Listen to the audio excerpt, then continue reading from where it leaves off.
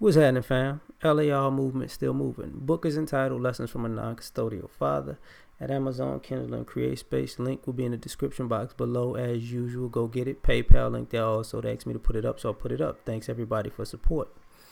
This video is entitled, walking away from toxic people, breaking up with toxic people.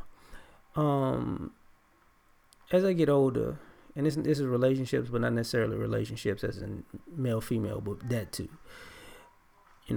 I have a certain temperament, and we all have toxic parts of our personality. So do I. So with my temperament, as I get older, I realize, I'm as angry as I've ever been, but I don't like toxic people. And to the point because they do something to me that makes me want to punch them in the face. So, but I realize you got to walk away from toxic people and you got to break up with toxic people because some people think toxic is functional. Some people think being chaotic is the way to be. Some people, they think, it makes sense to kick up dust everywhere they go, or burn or blow up relationships, or burn bridges. And for some odd reason, that's, they're shaking things up because it needs to be shaken up, and not consider the fact that maybe you're just an anarchist. Maybe you just create destruction everywhere you go, and you saying destroying something is always a good thing, and maybe it's not.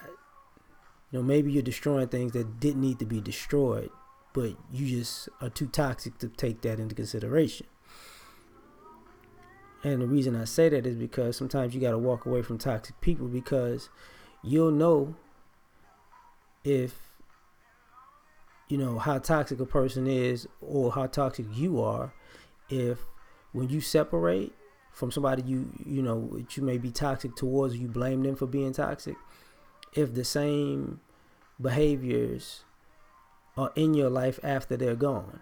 So if you consider somebody else being toxic, but when you leave them, they're doing just fine, but you're still going through the same things, and are not in the sense of you trying to purge yourself of all the toxicity that was involved with them. You're still doing the same things that cause all the same stress and all the same issues that you complained about. Then it's you, right? Some people don't realize, you got to walk away from them. And sometimes you look at your social media. So, and I've noticed this over years, social media is a good tool for this. Like, you can gauge your own happiness in social media, because people, I'm okay. And all of your posts have negative, not all of them, but when you add up your posts and there's a lot of negativity, a lot of shade, a lot of shots fired, then you're a toxic person. Then if you're posting for somebody to see that you low-key dissing them instead of just high-key saying you don't mess with them or walking away, you're toxic. And you're too old for that, probably, but, you got to walk away from toxic people. Sometimes people are toxic in the sense of their vices. They may be good people, but they can't control their vices. And their vices wind up dragging them down and dragging everybody around them down, because, it's just, you just can't do it.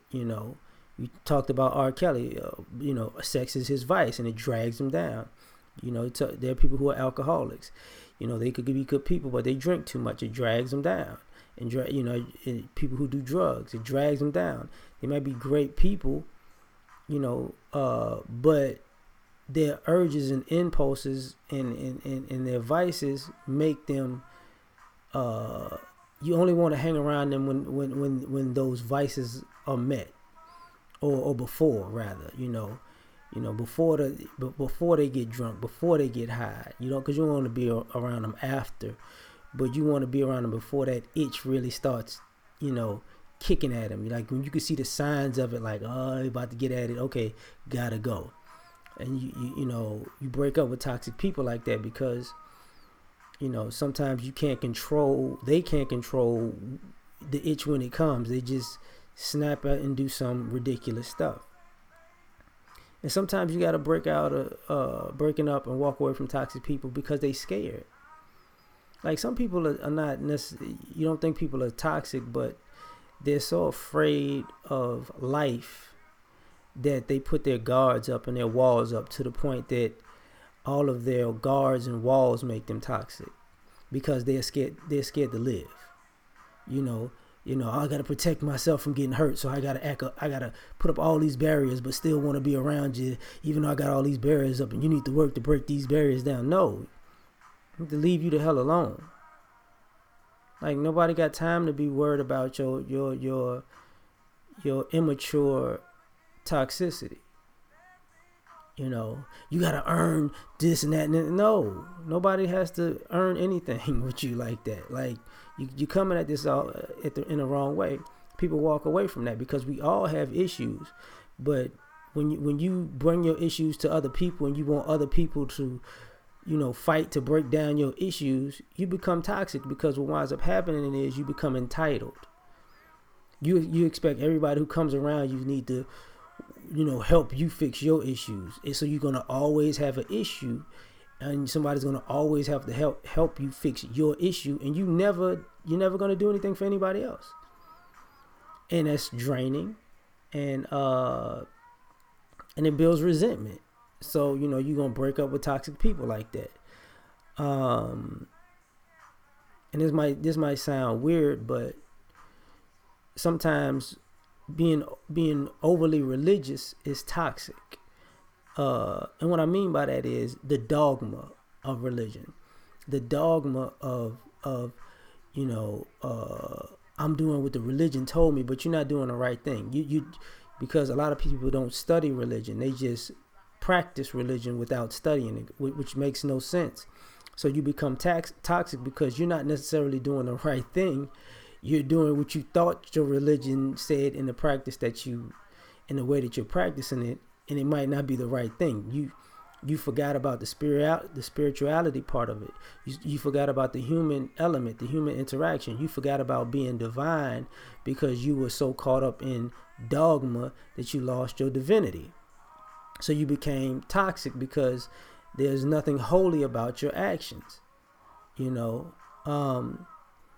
Same thing about people who are rebellious, free spirited to a fault. Well, I gotta be free.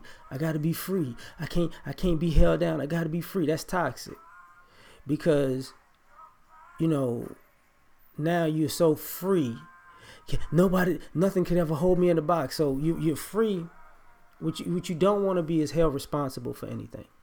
You don't want to be accountable for anything. So you're toxic because nobody can depend on you.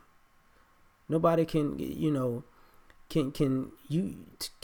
expect you to come through for them, because the idea that you have to actually come through for somebody or be responsible for something or someone or live up to an expectation for someone or someone is such a problem for you that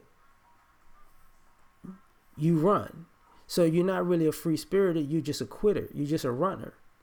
You're just a person who, wants to be able to run away from every situation that you can, which, and then you get upset when people run away from you, but I just wanted to be free.